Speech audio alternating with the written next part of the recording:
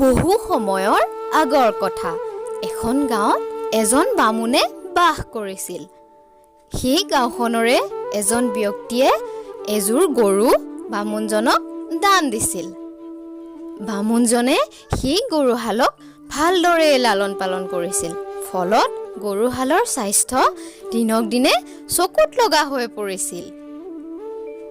এই কথাটো গাঁৱৰে এজন চোৰৰ চকুত ধৰা পৰিছিল।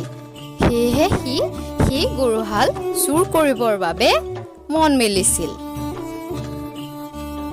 এদিনাখনৰ কথা, ৰাতি হৈছিল আৰু চোৰটোৱে সুযোগ বুজি বামুণৰ ঘৰলৈ গৰুহাল চুৰ কৰিবলৈ বুলি গৈছিল। গৈ থাকোঁতে বাটত সি এটা ওখ পাখ চকুযোৰ ৰঙা পৰি থকা দীঘল দীঘল দাঁতৰ মানুহ দেখিবলৈ পালে আৰু সি ভয় খাই গ'ল। ভয়তে সি সুধিলে, তুমি কোন হয়? তেতিয়া সেই মানুহটোৱে ক'লে, মই এটা ব্ৰহ্ম ৰাক্ষস হয়। তুমি কোন হয় আৰু তুমি কলৈ যাবলৈ লৈছা?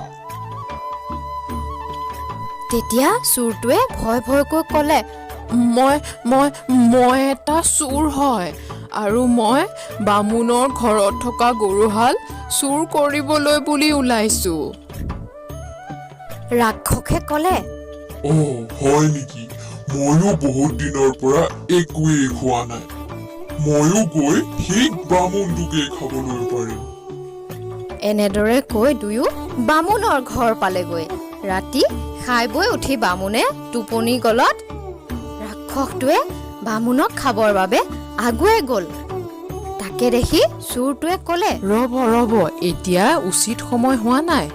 মই আগতে গৰুহাল চুৰ কৰি লৈ যাওঁ, তাৰপিছত আপুনি বামুণটোক খাব। তেতিয়া ৰাক্ষসে ক'লে, নাই গৰুহাল চুৰ কৰোঁতে যদি বামুণটোৱে গম পাই সাৰ পাই যায়, তেতিয়াহ'লে মোৰ বামুণটোক খোৱাই নহ'ব। সেয়েহে মইহে আগতীয়াকৈ বামুণটোক খাম।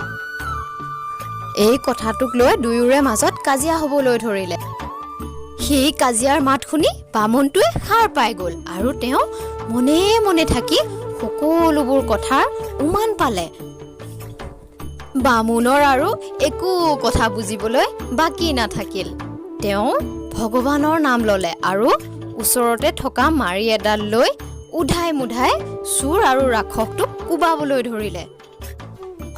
মৰিলো ঐ, কেনেদৰে মাৰিছে ঐ, পলা ইয়াৰ পৰা পলা। এনেদৰে কৈ চোৰ আৰু ৰাক্ষস দুয়োটাই তাৰ পৰা পলাই গুচি গ'ল। মৰমৰ অকণিহঁত, আমি এই সাধুটোৰ পৰা ইয়াকে শিকিলোঁ যে নিজৰ মাজতে কাজিয়া হ'লে তৃতীয়জন ব্যক্তিয়ে সদায় লাভ উঠায়। গতিকে কেতিয়াও আমি কাজিয়া পেচাল কৰিব নালাগে। তেনেহ'লে আজিলৈ ইমানেই অকণিহঁত। পুনৰ এটা ভিডিঅ' তোমালোকৰ মাজলৈ লৈ আহিম। তোমালোকে চাই থাকিবা দেই।